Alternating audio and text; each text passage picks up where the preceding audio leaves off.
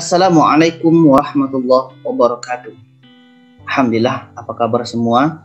Semoga kita semua kaum muslimin dan muslimat yang sedang berpuasa pada Ramadan tahun ini diberikan selalu kesehatan, rezeki kita semakin dilancarkan, urusan kita semakin dimudahkan. Amin ya Allah ya Rabbal Alamin. Jadi pada kali ini, untuk pertama kalinya setelah saya selesai membincang tentang bagaimana cara membaca Iqra 1 sampai Iqra 6. Jadi pada hari ini dan seterusnya ini kita akan masuk kepada sesi tajwid.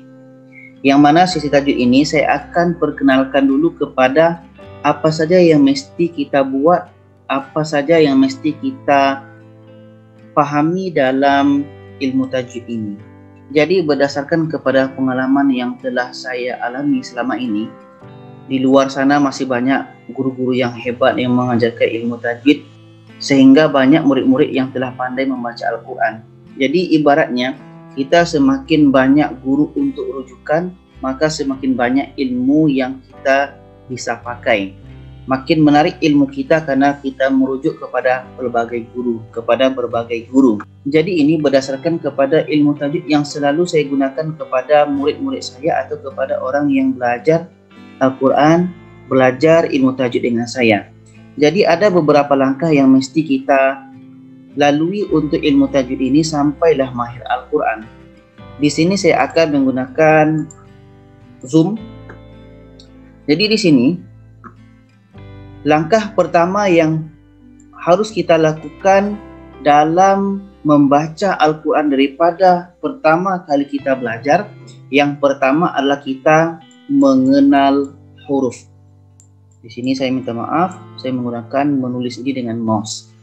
Jadi kita untuk pertama kali ini kita mesti kenal huruf. Apapunlah kaedah yang kita gunakan, kaedah Iqra, Juzu Amma, Muqaddam, Qiraati, Al-Hira, Abahata, Al-Jabari, Al-Baghdadi. Apapunlah kaedah yang kita gunakan dalam memulai membaca Al-Quran ini, terserah. Yang penting yang pertama adalah kita tujuannya adalah mengenal huruf. Mana huruf alif, ba, ta, sa, jim sampailah ya. Ketika kita sudah mengenal huruf, yang kedua adalah kita mengenal harakat. Harakat atau baris, apakah yang mana baris atas, baris bawah, baris depan, tanwin atas, tanwin bawah, tanwin depan, baris sukun atau mati, syaddah dan lain-lain. Ketika kita sudah kenal harakat, maka kita akan mulai merangkai daripada satu kalimah, merangkai membaca dua kalimah, tiga kalimah. Maka kita masuk kepada yang ketiga adalah mengenal tanda panjang.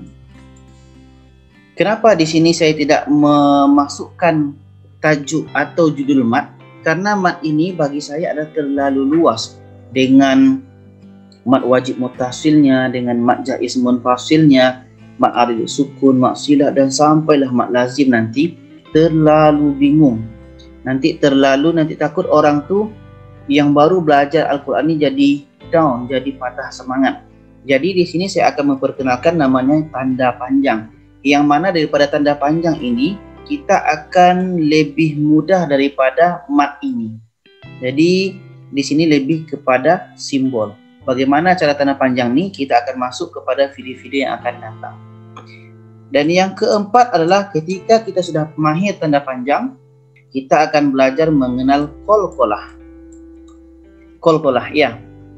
Di sini kita akan belajar mana yang qalqalah sugro, qalqalah kubro, qalqalah akbar. Dan ketika kita sudah mahir, kita akan masuk kepada dengung, mengenal dengung atau tidak dengung.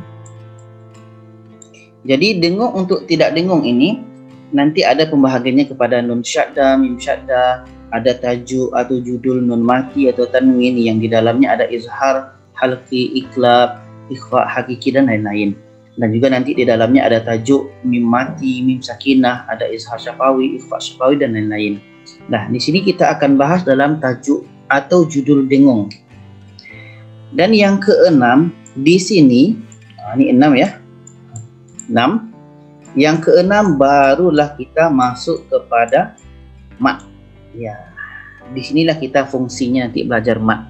Ketika kita sudah mahir huruf, harakat, panjang pendek lancar, qalqalah pun dah okey, dengung tak dengung pun sudah mahir, kita baru masuk judul mat.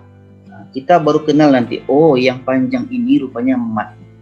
Oh yang katanya li'ila fi Quraisy. Fi Quraisy. Kenapa Rash itu panjang? Oh rupanya mat lagi. Jadi kita di sini akan belajar dalam judul mat. Nah, inilah 6 judul awal daripada tajwid yang mesti kuasai. Kalau kita sudah mahir dalam 6 judul ini, dalam 6 judul yang besar ini, maka insya Allah kita sudah mahir baca Al-Quran. Inilah step atau langkah yang mesti kita lalui. Jangan nanti kalau ada yang belajar, dia baru belajar huruf, harakat, terus diperkenalkan mat, itu bahaya. Susah, makin lama belajar. Dan inilah yang saya alami, pengalaman yang saya lalui selama ini, sudah ramai yang mahir baca Al-Quran. Idznillah, dengan izin Allah. Insya Allah di mana ada usaha, insya Allah di situ akan Allah bukakan pintu. Jadi kepada kita semua yang masih ingin belajar Al-Quran, laluilah step ini, laluilah langkah ini. Insya Allah, mudah-mudahan kita cepat pandai mengaji. Dan video yang akan datang, kita akan bahas satu persatu judul-judul ini. Oke, terima kasih. Kalau ada pertanyaan boleh komen di bawah, dan kalau ada saran-saran juga komen di bawah.